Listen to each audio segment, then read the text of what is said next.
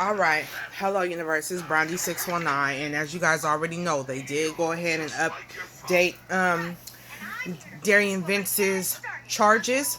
Um Now I know y'all heard it was a whole bunch of stuff, intent to harm a child or something like that. That resulted in the death or something like that. Now don't be upset that I don't know the exact um name of the charges that they came up with. You know what I'm saying? Sometimes it seems like they just start making up charges to put together to fit what they believe happens. I don't even know if that's even like a real thing, but I'm sure that it is. But it's like, dang, like, you know. So anywho, Mike Lowry did show the Mike Lowry.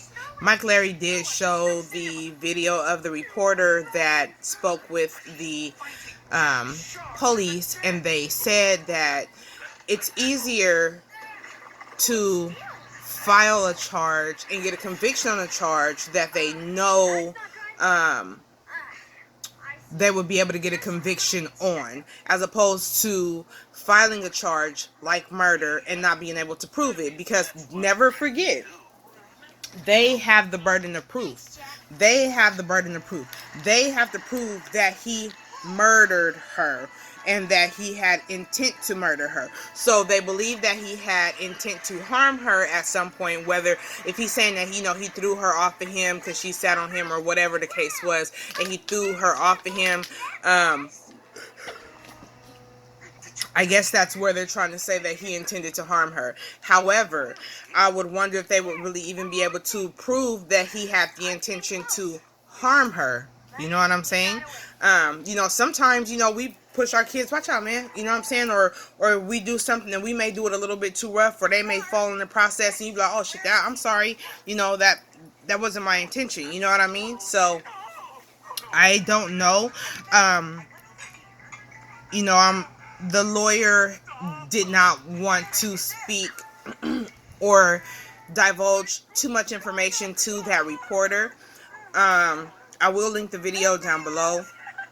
They said that Brittany's timeline is consistent and that she was not the one that happened to drop him off at the hospital, that a stranger that just so happened, coincidentally, happened to have the same car as Brittany's, the silver Altima, picked him up as a hitchhiker and took him to the hospital. Okay, so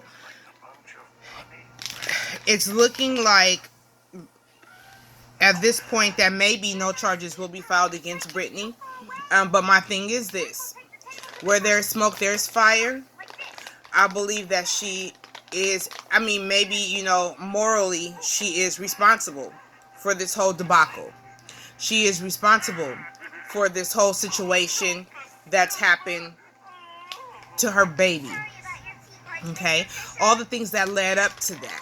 All the neglect prior to that. All the beliefs of abuse prior to that. The baby losing, half of her head. Just silly things. Her not going to school. Even when we saw her in the pictures coming home from school, walking behind Derion Vence, she did not have her helmet on. She did not have her helmet. Every time your baby goes outside and walks outside, whether it's concrete or whatever the case, a ball, somebody might kick a ball in the morning time, anything. An apple might fall from a tree, okay? The sky may be falling, okay? And my baby would have a helmet on, okay? So I know that there seemed to have been in the habit of not having her wearing her helmet to protect her head. Okay. Now I'm not even sure if he threw her, because I don't know if he did throw her. I don't know if that is what he's saying happened. That's just a story that we got from the informant, who was his cellie that was sharing food with him. He says that Derion Vence threw her off of his lap and that the baby hurt herself. You know what I'm saying? And that there was no intent for that to happen. But again,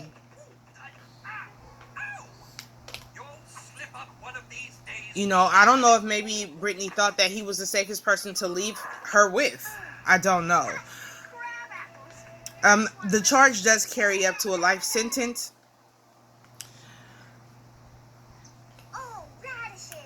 I probably would only see him getting a life sentence or something super, super high based off of the initial story that he told. Not Bea, mommy. Mommy. She just came back from my mom, and which is where Malia should have been with her grandmama. But I mean, I don't know their family dynamic. But and the baby calls, my kids call my mom Bea. Which is beautiful in Spanish. So anyways, I don't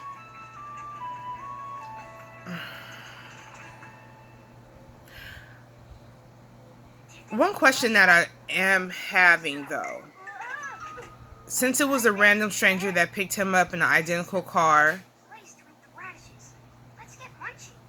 who was the person that took the Brittany's car to that parking lot?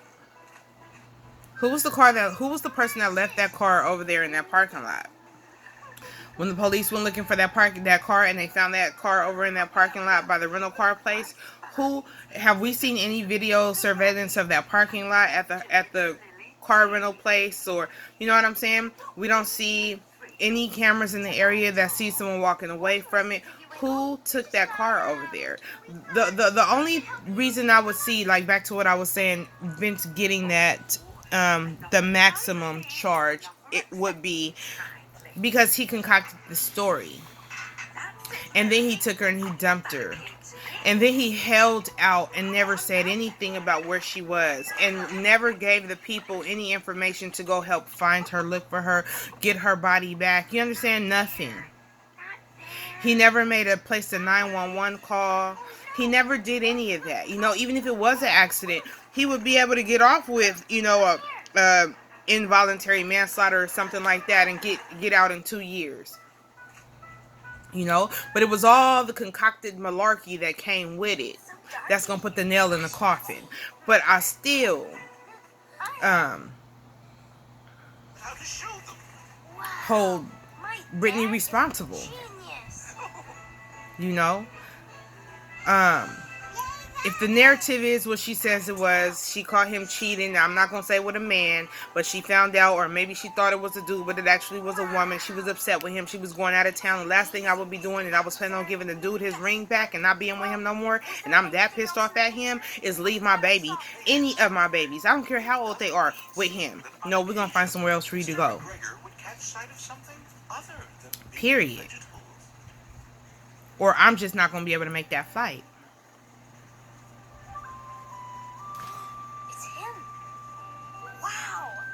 So,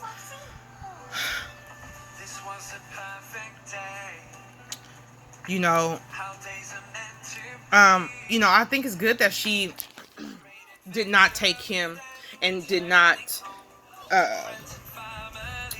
was not an accessory to the crime that he committed. But someone else was an accessory. Whoever took that car and dropped it off, whoever took that car and dropped it off at that car rental place is definitely accessory to the crime, because that baby was in that trunk.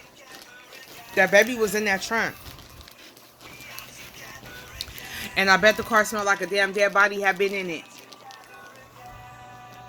In the words of Casey Anthony's mom. What's that? No, don't put your stuff in there. Here you go. So,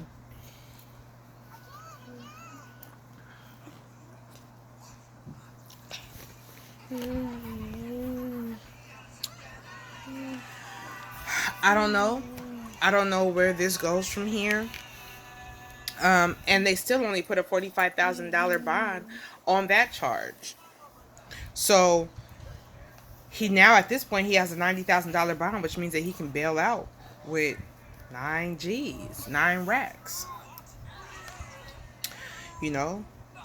Good thing he's a nobody, and he don't got the money to get himself out. And none of his other family got no money to get himself out. You know. But I don't know, guys. At this point, I'm just glad. I'm more glad that the baby was able to come home and she had a proper burial. You know what I'm saying? And the people that did love her and want the best for her, make that possible for her. So again, on the next update, we'll see what we got. We'll see what we see what else we find out, what else there is to find out, if anything. But I guess I'll be waiting on the trial, and I'm pretty sure y'all will too.